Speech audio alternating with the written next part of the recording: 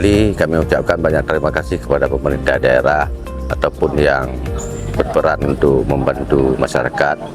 Dalam artinya dengan ada pengaspalan jalan antara Kampung Merasa Rambut dan Kampung Putim yang berlokasi di Dusun Cotrung.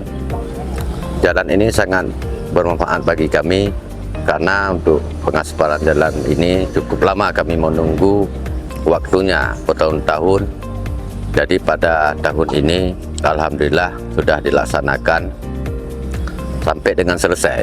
Karena dengan ada jalan ini masyarakat kami Kampung Merasa Rambut sudah leluasa bergerak untuk di bidang pertanian, di bidang peternakan.